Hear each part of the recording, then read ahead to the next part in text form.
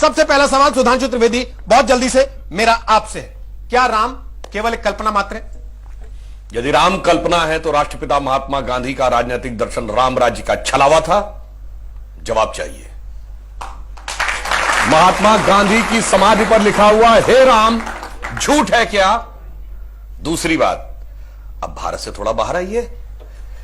पिछले ही साल याद है दीपावली में साउथ कोरिया की फर्स्ट लेडी आई थी, क्योंकि वो मानते हैं उनके परिवार की डिसेंडेंसी भगवान राम से। थाईलैंड का किंग टाइटल होल्ड करता है, किंग रामा द 9th। पूरे यूरोप में हरे राम हरे कृष्णा मूवमेंट चलता है, ये कोई भारत ने नहीं चलाया। और दुनिया में एक ही देश ऐसा है जिसके नेशनल ब्रॉडकास्टर पर हर दिन रामायण आती है, वो है दुनिया का सबसे बड़ा मुस्लिम देश इंडोनेशिया।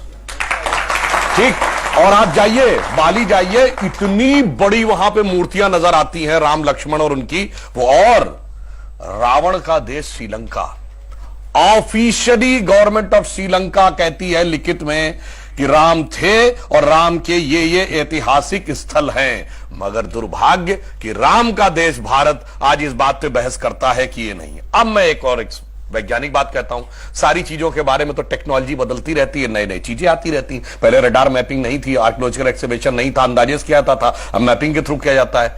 मैं पूछना चाहता हूं, साइंस एंड टेक्नोलॉजी में सबसे बड़ी थ्योरी आइंस्टीन ने रिलेटिविटी की थ्योरी दी, जिसमें उसने कहा यह दुनिया सिर्फ स्पेस नहीं है, टाइम एंड स्पेस फॉर्म है। मैं आपसे पूछना चाहता हूं, टाइम का सबसे एक्यूरेट पैरामीटर क्या हो सकता है? आप कहेंगे 5 बजे है, तो 5 तो दिल्ली में बजे ना, लंदन में तो कुछ और बजा होगा, इसलिए ग्रीनिच मीन टाइम है जो सारी दुनिया पे लागू है। अगर आपसे पूछूं टाइम का एब्सोल्यूट पैरामीटर क्या है जो दुनिया में यहां पर छोड़िए, धरती पे, मंगल पे, बृहस्पति पे, किसी पॉइंट ऑफ सोलर सिस्टम पे लागू हो, it is only the relative motion position of the planet. और भगवान राम के रिलेटिव मोशन ऑफ प्लैनेट यानी एग्जैक्ट टाइम लिखा है। क्या कर्क राशि में गुरु था, कर्क राशि में चंद्रमा था, पुष्य नक्षत्र था, मकर राशि में मंगल था, और जब नासा ने प्लैनेटोरियम सॉफ्टवेयर में डाला तो डेट तक निकल आई कि 7000 कितने सौ बीसी से पहले यह हुआ था। अब इसके बाद भी अगर इनको कोई सबूत चाहिए तो मैं एक बात कहना चाहता हूं, दुनिया में 4-5 बड़े रिलीजन हैं, अगर रिलीजन माने को तो क्रिश्चियनिटी, इस्लाम, ज्यूस, हिंदू और बुद्धिस्ट। बताइए कोई और ऐसा धर्म है जिसके भगवान के बारे में कहा जाता हो सबूत लाओ, ये हुए थे कि नहीं हुए थे, या इनसे पूछो।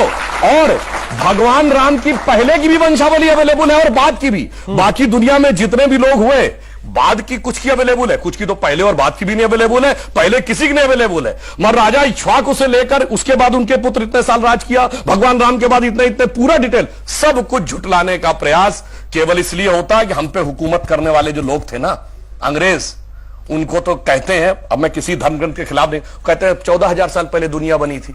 अब कैसे मान लें कि उससे ज्यादा पुराना हमारा है? इसलिए सारी की सारी समस्या है। जिनका कि कैलेंडर 2000 साल पहले शुरू होता है या किसी का 1400 साल पहले शुरू होता है, कैसे मान ले हजारों साल पहले का था? समस्या यह है और कुछ नहीं है।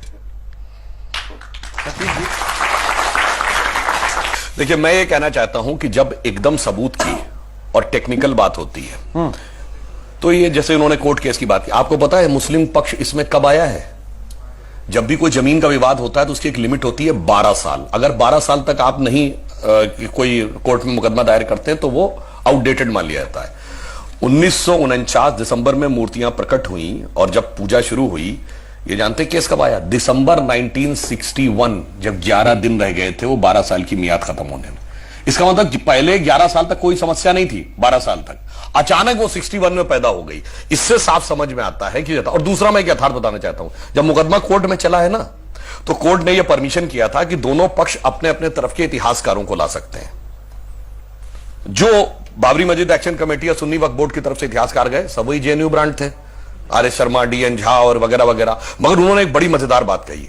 कोर्ट ने पूछा कि आप में से आर्कियोलॉजिस्ट कौन है, क्योंकि आप बोलते हैं ना जो खुदाई होती है उसका विशेषज्ञ। पांचों ने स्पष्ट किया कि आर्कियोलॉजी वो नहीं जानते। दूसरा प्रश्न पूछा गया, दूसरा प्रश्न यह था कि सारे डॉक्यूमेंट 2 ही भाषाओं में लिखे, संस्कृत और फारसी। दोनों ने बाकायदा लिख के दिया, ना वो संस्कृत जानते हैं ना वो फारसी जानते हैं, यानी ना खुदाई जानते हैं ना पढ़ाई जानते हैं, और उसके बावजूद सारी खुदाई जानते हैं। अब हमारी तरफ से जो थे, मैं ईमानदारी से बता रहा हूं, मैं व्यक्तिगत रूप से उन लोगों को जानता हूं। डॉक्टर हर्ष नारायण फारसी भी जानते थे और संस्कृत भी जानते थे। देवेंद्र स्वरूप अग्रवाल, ग्रोवर साहब, एसपी गुप्ता, ये लोग आर्कियोलॉजिस्ट भी थे।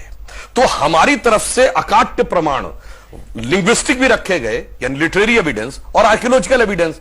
जब इनसे कहा गया, पहले इन्होंने कहा जी वहां पर तो कुछ नहीं था, पहले मस्जिद बनी, पहले ही मस्जिद बनी थी। अब जब नीचे निकल आया स्ट्रक्चर, कहते नहीं जो ईदगाह के ऊपर मस्जिद बनाई गई थी, क्योंकि अब नीचे स्ट्रक्चर निकल आया।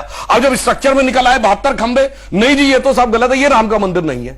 मैं एक बात और कहना चाहता हूं, अगर बहस यहीं से शुरू हुई होती जमीनी विवाद से तो कोई बात, जब ये मामला उठा था, आज की पीढ़ी को तो याद नहीं होगा, 89-90 में, जानते यहां थोड़ी शुरू हुआ था भगवान राम। कहते राम थे कि नहीं, अयोध्या ये थी ही नहीं, हुए थे तो पहले साबित करो, और हुए थे तो यहां साबित करो। और प्रतिक्रिया कब आई थी, आजकल फिर उससे कनेक्शन है। शाबानो केस में भारत की सरकार ने एक निर्णय लिया कि धार्मिक मामले में रत्ती भर भी हस्तक्षेप नहीं करेंगे, क्योंकि धार्मिक मामले का पूरा सम्मान करती है सरकार, ये आस्था से चलेगा। तो अगर 100 या 80 रुपया मुआवजा जो शाबानो को तय हुआ था वो देने का निर्णय कोर्ट ने किया है तो उसे पलट देंगे, कोर्ट का अधिकार नहीं है, धार्मिक भावना ऊपर है। और एक साल बाद कहते हैं कि हमारे भगवान कहां पैदा हुए, तो कोर्ट में प्रूफ करना पड़ेगा, और अयोध्या में नहीं इसी जगह में पैदा हुए ये प्रूफ करना पड़ेगा। ये जो इतना बड़ा अंतर जब दिखाई पड़ता है तब इस प्रकार की प्रक्रिया आती है। और एक बात जो विजय शंकर तिवारी जी ने, सबसे पुराना जो इंसिडेंट जानते क्या है, 1858 में अयोध्या की कोतवाली में मुकदमा दर्ज है कि कई 100 निहंग आए, गुरु गोविंद सिंह जी का नाम लेते हुए उन्होंने कब्जा कर लिया है और चारों तरफ उस दीवालों पर राम राम लिख दिया है। ये शीतला प्रसाद दुबे थानेदार ने अपनी तहरीर में लिखा, अंग्रेजों के जमाने लिखा, क्या लिखा है, कहां कब्जा कर लिया, मस्जिद जन्म स्थान। अब भैया किसका जन्म स्थान था मस्जिद, वो बता दीजिए। मीर बाकी के पत्थर पे लिखा फरिश्ते के उतरने की जगह, इस्लामी मान्यताओं के अनुसार कौन सा फरिश्ता उतरा था वो बता दीजिए।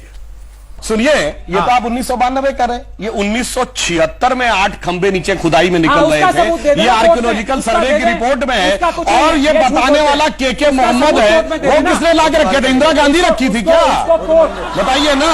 अब मैं एक और बात पूछता हूँ, सुनिए, एक सवाल, अच्छा सवाल, जी एक बात मैं जरूर कहना चाहूंगा। ये जो दलित दुकानदारी की बात कही गई है, दुकानदारी क्या होती है वो बताता हूं। दलितों के जितने बड़े नेता पिछले 100 साल में हुए, पेरियार जिनका नाम था ईवी रामास्वामी नायकर, उसके बाद डॉक्टर अंबेडकर जिन्होंने जो साइन किए भीमराव रामजी अंबेडकर, उसके बाद बाबू जगजीवन राम, उसके बाद काशी राम, और उसके बाद क्षेत्रीय नेताओं में रामविलास पासवान और उदित राज जिनका नाम है रामराज। अरे राम को जितना आत्मसात दलितों ने किया उतना तो मैं ईमानदारी से कहता हूं ऊंची जातियों ने नहीं किया।